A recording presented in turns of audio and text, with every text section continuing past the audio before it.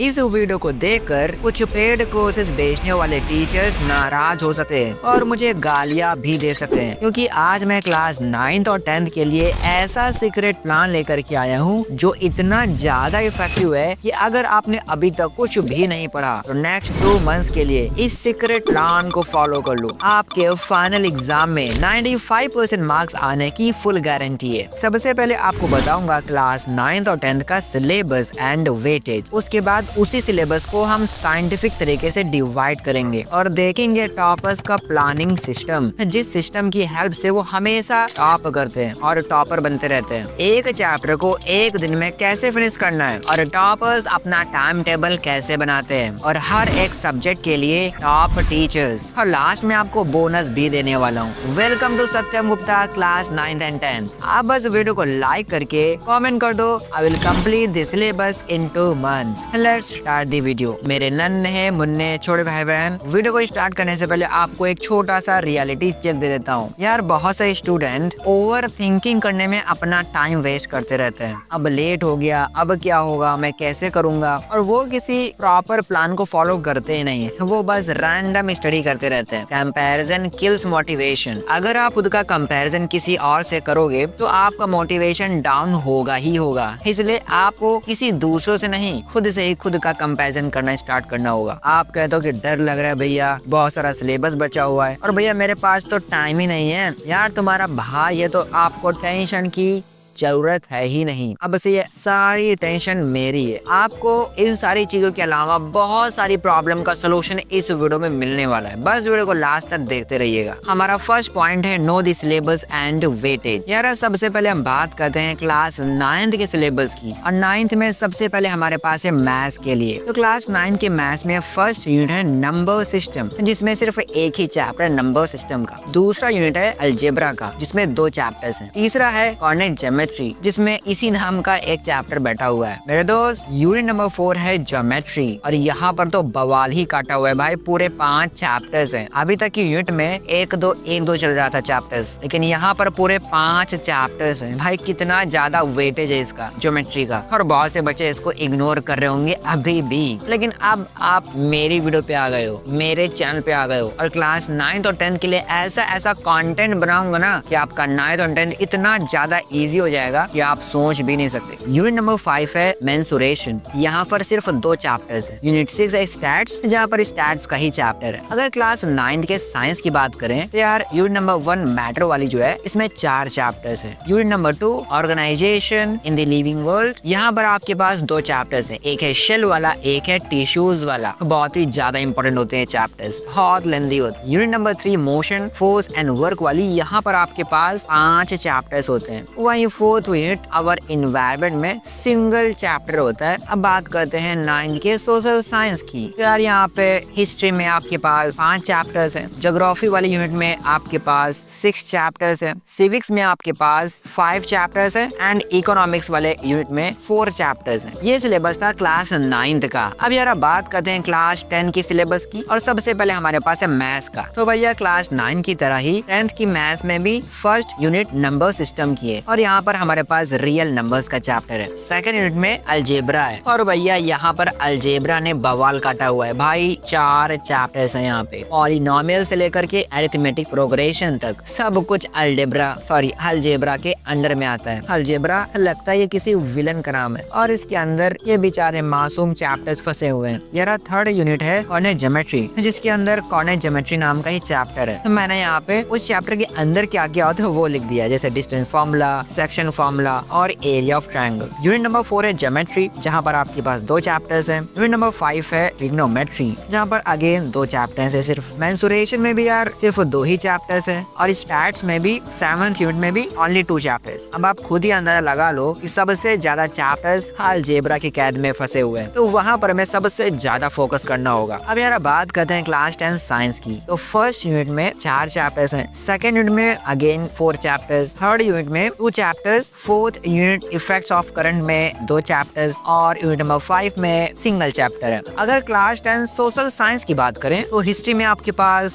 5 chapters हैं। Unit number 2 geography में 7 chapters हैं। जी हाँ, क्लास 9 की ज्योग्राफी में 6 थे लेकिन यहाँ पे 7 है। यूनिट नंबर 3 है पॉलिटिकल साइंस, जिसे हम प्यार से सिविक्स भी बोलते हैं, और यहाँ पर आपके पास 5 चैप्टर्स हैं। और फोर्थ यूनिट है इकोनॉमिक्स की, जहाँ पर अगेन आपके पास 5 चैप्टर्स हैं। अब यार अगर बात करें कौन सा यूनिट आपको कितने मार्क्स देता है, तो क्लास 10 मैथ्स की बात करें तो नंबर सिस्टम आपको सिर्फ 6 मार्क्स देता है। अलजेब्रा आपको 20 मार्क्स देता है। भाई बहुत ही ध्यान से, एक यूनिट को तैयार करके आपको 20 मार्क्स इजीली मिल सकते हैं। Geometry 6 marks, geometry 15 marks, trigonometry 12 marks, mensuration 10 marks, stats 11 marks. अगर बात करें क्लास 10 साइंस की तो फर्स्ट यूनिट आपको देती है 25 marks, second unit again 25 marks, third वाली 12, इफेक्ट्स ऑफ करंट वाली यानी fourth unit 13 marks and unit number 5 marks. अगर क्लास 10 एसएसटी की बात करें तो यार यहाँ पर 4 यूनिट्स हैं। हिस्ट्री भी 20 मार्क्स, ज्योग्राफी भी 20 मार्क्स, और साइंस भी 20 मार्क्स और इकोनॉमिक्स भी 20 मार्क्स। अब बात करते हैं क्लास 9 मैथ्स की, तो यहाँ पे फर्स्ट यूनिट नंबर सिस्टम वाली 10 मार्क्स देती है आपको। क्लास 10th में नंबर सिस्टम का यूनिट 6 मार्क्स दे रहा था लेकिन 9th में 10 मार्क्स। अलजेब्रा आपको 20 मार्क्स देता है। Geometry only and only 4 marks, यानी छोड़ भी दोगे तो कोई फर्क नहीं पड़ेगा। Geometry 27 marks, mensuration 13, stats 6 marks. अगर बात करें क्लास 9 साइंस की तो unit number 1 25 marks, unit number 2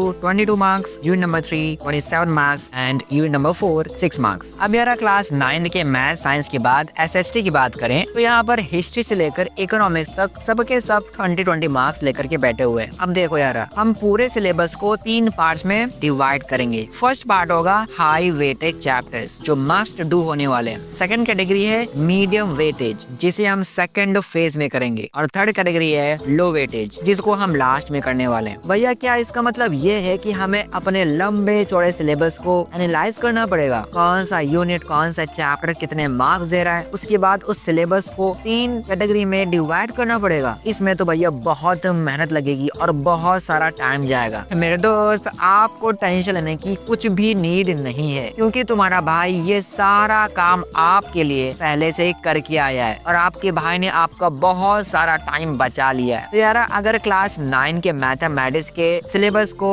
categorise करें तो हाई वेटेज चैप्टर्स में यूनिट नंबर 4 आता है ज्योमेट्री, जो आपको 27 मार्क्स देता है और इसके अंदर 5 चैप्टर्स हैं। सही से देख लो कौन से चैप्टर हैं जिस पर आपको सबसे ज्यादा फोकस करना है। इसी कैटेगरी में यूनिट नंबर 2 भी आता है अलजेब्रा, जो आपको 20 मार्क्स देता है। यहाँ पर सिर्फ 2 चैप्टर्स हैं और 2 चैप्टर्स ही आपको 20 मार्क्स दे रहे हैं, यानी कि एक चैप्टर आपको एवरेज 10 मार्क्स देगा। जब आप ये सारा कुछ समझ लेते हो तो आपके लिए सारी चीजें बहुत ही आसान हो जाती हैं। सेकंड कैटेगरी है मीडियम वेटेज की। यहाँ पर यूनिट नंबर 5 मेंसुरेशन आती है, जो आपको 13 मार्क्स देती है और इसमें आपके पास 2 चैप्टर्स हैं। इसी कैटेगरी में यूनिट नंबर 1 नंबर सिस्टम आती है, जो आपको 10 मार्क्स देती है और यहाँ पर सिर्फ एक चैप्टर है और ये अकेला चैप्टर ही आपको 10 मार्क्स दे रहा है। अगर थर्ड प्रायोरिटी की बात करें, लो वेटेज में पहला नाम आता है यूनिट नंबर 6 स्टैट्स, जो आपको 6 मार्क्स दे करके जाता है और यहाँ पर सिर्फ एक ही चैप्टर है। और इसी कैटेगरी में सेकंड नाम है यूनिट नंबर 3 कोऑर्डिनेट ज्योमेट्री, जो आपको बहुत ही कम सिर्फ 4 मार्क्स देती है और चैप्टर भी सिर्फ एक ही है। अब यार बात करते हैं तेजी से क्लास 9 साइंस की। तो भैया हाई वेटेज में आपके पास है यूनिट नंबर 3, जो आपको 27 मार्क्स देती है और यहाँ पर आपके पास 5 चैप्टर्स हैं। यूनिट नंबर 1 इसी कैटेगरी में लाई करती है 25 मार्क्स और यहाँ पर आपके पास 4 चैप्टर्स हैं। मीडियम वेटेज में आपके पास है यूनिट नंबर 2, जो आपको 22 मार्क्स देती है और यहाँ पर सिर्फ और सिर्फ 2 चैप्टर्स हैं, सेल वाला और टिश्यूज वाला। भाई ये चैप्टर्स हैं तो लंबे, लेकिन आपको मार्क्स भी बहुत ही लंबे लंबे दे करके जाएंगे। एवरेज 11 मार्क्स के हैं ये चैप्टर्स। इग्नोर किया तो गेम ओवर। तो भैया थर्ड कैटेगरी है लो वेटेज की। यहाँ पर आता है यूनिट नंबर 4, जो सिर्फ 6 मार्क्स देता है और यहाँ पर आपको सिर्फ एक ही चैप्टर मिलेगा। अब यार अगर बात की जाए क्लास 9 के सोशल साइंस की, यार यहाँ पर तो चारों ही यूनिट बराबर मार्क्स दे रही हैं, 20 और यहाँ पर तो यार मैं भी कंफ्यूज हो गया कि मैं किसे हाई में रखूँ, किसे मीडियम में, किसे लो में, क्योंकि हैं तो सारे बराबर। लेकिन अगर आपको प्रायोरिटी देनी ही है तो इकोनॉमिक्स को दे सकते हो, क्योंकि इकोनॉमिक्स इकोनॉमिक्स में 4 चैप्टर्स ही आपको 20 मार्क्स दे रहे हैं। बाकी ज्योग्राफी में देख लो आपको 6 चैप्टर्स करने पड़ेंगे 20 मार्क्स के लिए। यार ये तो बात थी क्लास 9 की। अब बात करते हैं हमारे प्यारे क्लास 10 की, क्योंकि इन्हें अपनी लाइफ का पहला बोर्ड एग्जाम देना है नेक्स्ट ईयर, तो इनकी तैयारी तो और भी ज्यादा स्ट्रांग होनी चाहिए। तो यार क्लास 10 में सबसे पहले बात करते हैं मैथ्स की। तो यहाँ पर हाई वेटेड चैप्टर्स की कैटेगरी में पहला नाम आता है अलजेब्रा का, जो कि यूनिट नंबर 2 है, जो आपको 20 मार्क्स देती है। भाई यहाँ पर आपको 4 चैप्टर्स मिलेंगे। यहाँ इन चैप्टर्स पर आपको सबसे ज्यादा ध्यान देना है। इसी कैटेगरी में नंबर 2 पे है यूनिट नंबर 4 ज्योमेट्री, जो आपको 15 मार्क्स देती है। और यहाँ पर आपके पास सिर्फ और सिर्फ 2 चैप्टर्स हैं, यानी 7.5 मार्क्स एक चैप्टर आपको दे रहा है। इसी कैटेगरी में थर्ड नाम है यूनिट नंबर 5 ट्रिग्नोमेट्री, जो आपको 12 मार्क्स देता है। और यहाँ पर भी 2 चैप्टर्स हैं। अगर मीडियम वेटेड चैप्टर की बात करें तो यहाँ पर पहला नाम आता है यूनिट नंबर 7 स्टैट्स, जो कि 11 मार्क्स का है। यहाँ पर आपको 2 चैप्टर्स दिखाई देते हैं। सेकंड नाम है यूनिट नंबर 6 मेंसुरेशन, जो आपको 10 मार्क्स देती है। और यहाँ पर भी आपके पास सिर्फ 2 चैप्टर्स ही हैं, area related circles and surface area volumes. और लो वेटेज में आपके पास है यूनिट नंबर 1 नंबर सिस्टम्स, जिसे आपने पता नहीं कितने बार पढ़ रखा है। और ये आपको ज्यादा नहीं, सिर्फ और सिर्फ 6 मार्क्स देती है। और यहाँ पर एक ही चैप्टर रियल नंबर। भाई बहुत सारे बच्चे रियल नंबर्स को 10 बार पढ़ लेते हैं, लेकिन बाकी चैप्टर्स को 2 बार भी सही से नहीं पढ़ते। लेकिन अब आपको सारा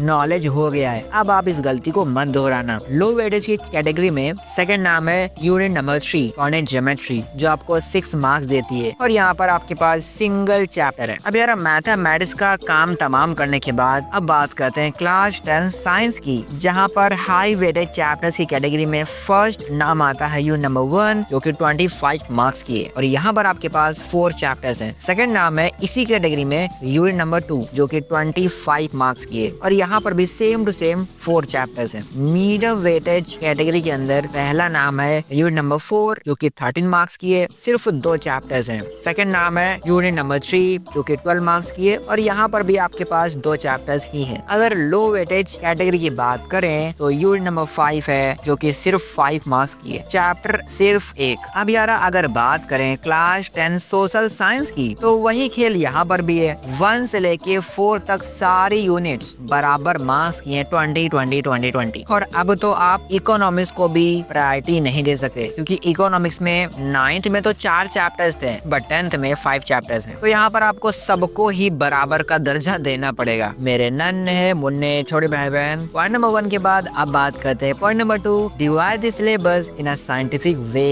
यार ऐसा तो है नहीं कि आपने स्टार्टिंग से लेके अभी तक बिल्कुल भी पढ़ाई ना की हो। यार कुछ तो किया ही होगा, कुछ सही से किए होंगे चैप्टर्स, कुछ नहीं किए होंगे, कुछ मिक्स होंगे। तो अब आपको क्या करना है, 3 पेजेस लेने हैं। पहले पेज में लिखो ग्रीन चैप्टर्स, सेकेंड पेज में लिखो रेड चैप्टर्स, और थर्ड में लिखो येलो चैप्टर्स। भैया क्या कह रहे हो, मुझे कुछ समझ नहीं आ रहा। यार देखो साइंस कहता है green is a positive colour. So green chapters वो हैं जो आपने कंप्लीट कर लिए हैं, और बहुत ही हाई स्कोरिंग चैप्टर्स भी हैं, और बहुत ही इजी भी हैं आपके लिए। तो ग्रीन चैप्टर्स को आपको एक पेज में लिख लेने हैं, ताकि आपके दिमाग में रहे कौन से कंप्लीट हो गए हैं, हाई स्कोरिंग कौन से हैं, इजी कौन से हैं। अभी एग्जाम हो जाए तो अभी जाकर के मैं लिख दूं। ट्रैफिक रूल्स में क्या होता है, ग्रीन सिग्नल देते ही आप निकल लेते हो, बिल्कुल वैसे ही ग्रीन चैप्टर्स में अगर आप लाइक कर गए तो आप एग्जाम के लिए आराम से जा सकते हो देने। सेकंड पेज में है red chapters, and science is it is a danger colour, यानी ऐसे चैप्टर्स जो एक्चुअली में डेंजर हो सकते हैं और आपको भी डेंजर में डाल सकते हैं। रेड चैप्टर्स वो हैं जो अभी तक आपने कंप्लीट नहीं किए हैं, वो आपको बहुत ही हार्ड लगते हैं चैप्टर्स, आपका जीरो इंटरेस्ट है इन चैप्टर्स में। जब भी पढ़ते हो कंफ्यूज हो जाते हो, और कितना ही मेहनत कर लो इन चैप्टर्स में आपके लो मार्क्स ही आते हैं। इन सारे चैप्टर्स का लिस्ट आप इस पेज में लिख लो, रेड चैप्टर्स की हेडिंग लगा के। और ये काम आपको सिर्फ मैथ, साइंस, एसएसटी के लिए नहीं, बल्कि हिंदी, इंग्लिश सारे सब्जेक्ट के लिए करना है। अब आपको लेना है थर्ड पेज, यहाँ पर आप लिख दो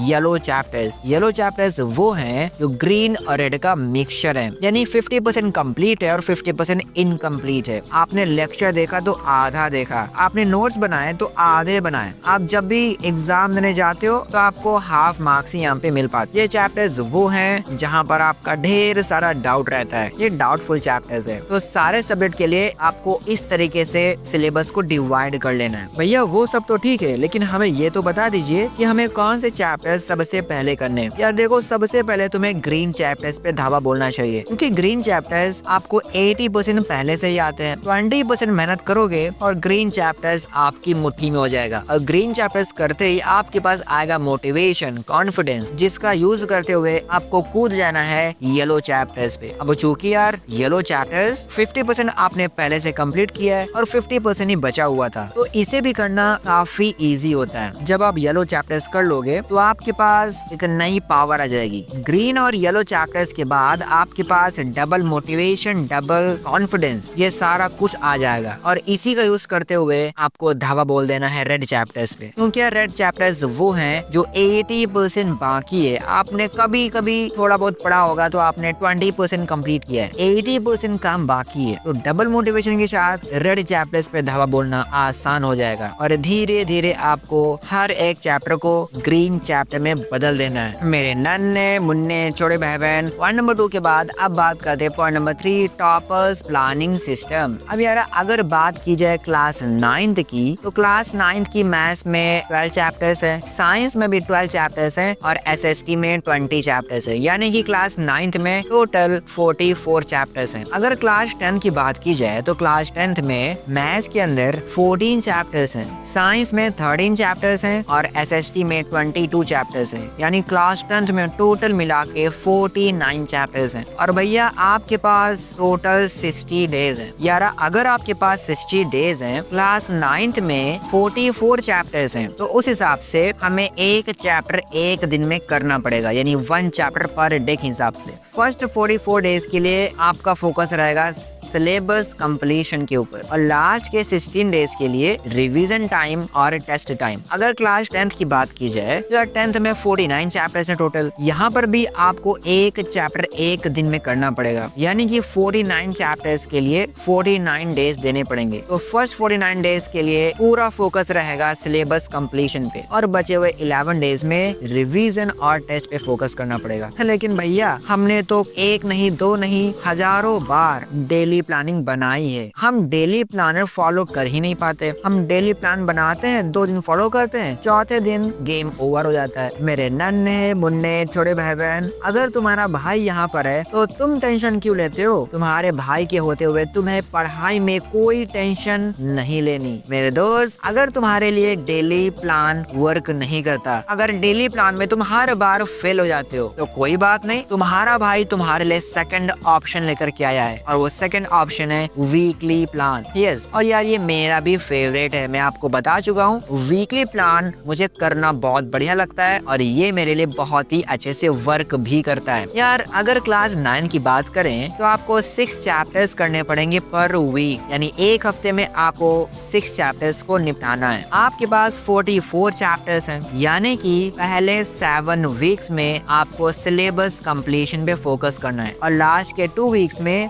रिवीजन और टेस्ट देने हैं। अगर आप क्लास 10th के हो तो यार आपके लिए थोड़ा सा मेहनत बढ़ गया है। 9th को तो हफ्ते में 6 चैप्टर्स करने थे, लेकिन आपको हफ्ते में 7 चैप्टर्स करने हैं, यानी 7 चैप्टर्स पर वीक। अब यार क्लास 10th में हो तो थोड़ा सा तो 9th से ऊपर रहना ही चाहिए। यार फर्स्ट 7 वीक्स में आपको सिलेबस कंप्लीशन पे फोकस करना है और बचे हुए 2 वीक्स में रिवीजन और टेस्ट देने हैं। लेकिन भैया मेरे लिए तो वीकली प्लान भी वर्क नहीं करता यार, फिर भी तुम्हें टेंशन लेने की कोई नीड नहीं है। तुम्हारा भाई है ना, तुम्हारे लिए थर्ड ऑप्शन लेकर के आया हूँ, मंथली प्लान। अगर यार आप 9th में हो तो 22 चैप्टर्स आपको करने हैं per month. First 1 month and 2 weeks में आपको सिलेबस को कंप्लीट करना है और लास्ट के 2 वीक्स में रिवीजन और टेस्ट। अगर दोस्त आप क्लास 10th में हो तो 25 चैप्टर्स पर मंथ आपको करने पड़ेंगे। फर्स्ट 1 मंथ एंड 3 वीक्स के लिए सिलेबस को कंप्लीट करो एंड लास्ट का 1 week, yes only 1 week revision और टेस्ट के लिए मिलेगा। अब यार बात करते हैं point number 4, how to complete 1 chapter in 1 day.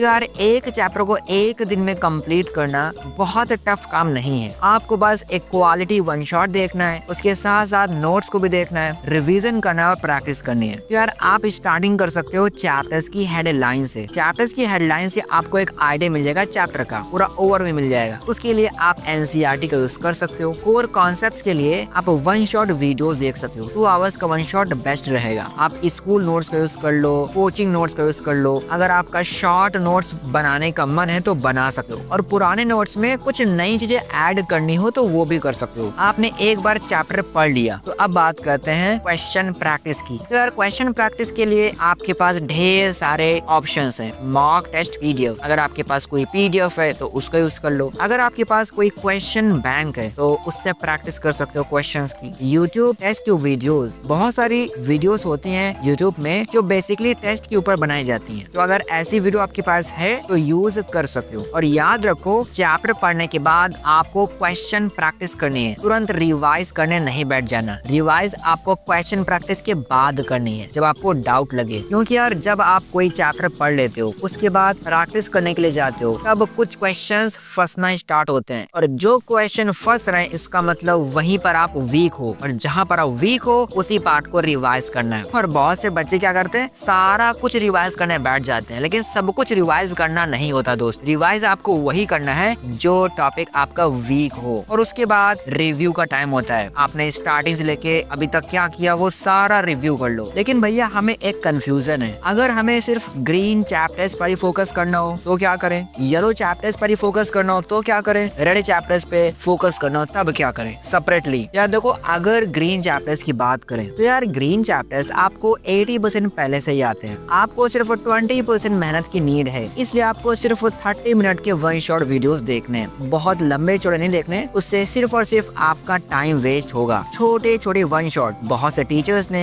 Rapid revision करके बनाए हैं वन शॉट्स, तो उसको आप देख सकते हो। और उसी के साथ आपको शॉर्ट नोट्स बनाने, और ये शॉर्ट नोट्स एक्चुअली में काफी छोटे होने चाहिए कि एक ही लाइन में आप पूरा कॉन्सेप्ट समझ जाओ। आप उसमें कुछ शॉर्ट कट्स भी बना सकते हो, कुछ ऐसे ट्रिक्स बना सकते हो जिससे वो चैप्टर कुछ लाइंस में ही आपके दिमाग में फिट हो जाए। वन शॉट वीडियो और नोट्स के बाद आपको लगाने हैं PYQ यानी प्रीवियस ईयर क्वेश्चंस। तो भैया प्रीवियस ईयर क्वेश्चंस क्यों? क्योंकि यार ये ऐसे क्वेश्चंस होते हैं जो पहले से एग्जाम्स में आ चुके होते हैं, और जब आप एग्जाम में बैठोगे तो आपको कुछ सिमिलर से क्वेश्चंस मिलेंगे, इसीलिए PYQ बहुत इंपॉर्टेंट है। भैया ग्रीन चैप्टर्स समझ में आ गए, अगर येलो चैप्टर्स हो तो क्या करें? यार इसके लिए आपको 1 घंटे का वन शॉट वीडियो देखना है, बहुत लंबा 3-4 घंटे का नहीं देखना, 1 घंटे का इनफ होता है। क्योंकि 50% ही आपको समझना है, 50% आपको पहले से आता है। येलो चैप्टर्स में आपको शॉर्ट नोट्स तो बनाने ही है, साथ में NCERT के क्वेश्चंस भी करने हैं, और क्वेश्चंस के बाद जहां पर भी डाउट आता है उसका रिवीजन जरूरी है, तब जाके आप PYQ वाले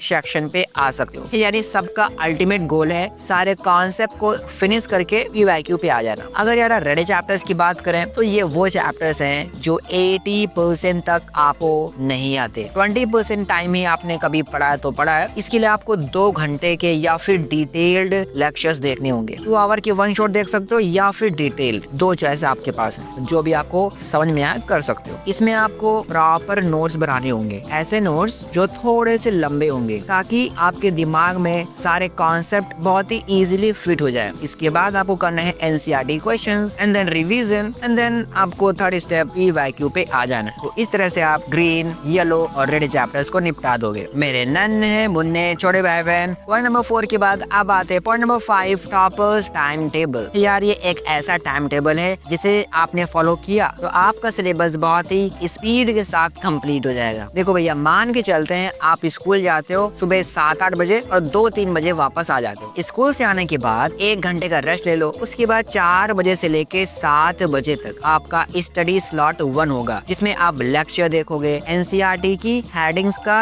रीडिंग लगाओगे ताकि वो चैप्टर आपके माइंड में फिट हो जाए, और 4 से 7 के ही बीच आपको नोट्स भी बनाने। इसके बाद 1 घंटे का ब्रेक रहेगा। ब्रेक के बाद आपको 8 से 10 बजे तक का स्टडी स्लॉट 2 बनाना है, जहाँ पर आपका फोकस होगा क्वेश्चन प्रैक्टिस के ऊपर और मेनली PYQ क्वेश्चंस, और वीक टॉपिक्स को रिवाइज करना। क्वेश्चन प्रैक्टिस करोगे, जो क्वेश्चन नहीं आता, अब रीजन देखो क्यों नहीं आता, क्योंकि आपका टॉपिक वीक है, तो रिवाइज करके उस टॉपिक को स्ट्रॉन्ग करोगे। तो ये काम 8 से 10 के बीच में हो जाना चाहिए। उसके बाद 10 से 10:30 आप डिनर करोगे, मजे करोगे, और इसके बाद 10:30 से लेके 11:30 बजे तक एक क्विक रिव्यू करोगे कि एक्चुअली आपने 4 से 7 में कितना काम किया, कितना टारगेट था, कितना बचा हुआ है, 8 से 10 वाले स्लॉट में कितना काम किया, कितना नहीं किया, सब कुछ आपको समझ लेना है। और इसी टाइम में आपको नेक्स्ट डे का प्लानिंग भी कर लेना है। यस भैया, नेक्स्ट डे के लिए नेक्स्ट डे प्लानिंग करेंगे, अभी क्यों करें यार? यही मिस्टेक तो मैक्सिमम स्टूडेंट्स करते हैं, वो उसी दिन प्लानिंग करते हैं और प्लानिंग करते करते इतने कंफ्यूज जाते हैं कि घंटों का वक्त खराब कर देते हैं। इसीलिए दोस्त एक दिन पहले ही आपको प्लानिंग करनी होगी कि नेक्स्ट डे मैं क्या पढ़ने वाला हूँ। इससे ना सिर्फ आपका टाइम बचेगा बल्कि आपकी एनर्जी भी बचेगी जिसे आप पढ़ाई में लगा सको। मेरे नन्हे मुन्ने छोटे भाई बहन, अब बात करते हैं point number 6, top teachers of all subjects. यार अगर बात की जाए मैथ्स के टॉप टीचर्स की, तो यार मैंने ढेर सारे टीचर्स के नाम लिख दिए। आप जिससे चाहो उससे पढ़ सकते हो। सारे ही टीचर्स अपने आप में बेस्ट हैं। अगर साइंस के टॉप टीचर्स की बात की जाए, यार ये सारे टीचर्स बहुत ही अच्छे हैं, जी जान लगा के पढ़ाते हैं। किसी से भी पढ़ोगे टॉप करना तय, बस मन लगा के ईमानदारी से पढ़ना दोस्त। अगर एसएसटी टीचर्स की बात की जाए तो ये सारे नाम है एसएसटी टीचर्स, सारे बहुत ही बेस्ट पढ़ाते हैं। अब यार इतने सारे पॉइंट्स कवर करने के बाद अब बात करते हैं बोनस की, और यहाँ पर मैं आपको कुछ मिस्टेक्स बताने वाला हूँ। पहला मिस्टेक है प्रोक्रेस्टिनेशन, मतलब टाल मटोल। ये तो आप हद से ज्यादा करते हो यार, टाल मटोल करना बंद कर दो। अगर आपने डिसाइड किया कि चैप्टर 2 मैथ्स का आज हो जाना चाहिए, मतलब हो जाना चाहिए, चैप्टर 2 हो जाए उसके बाद ही दूसरा काम करो।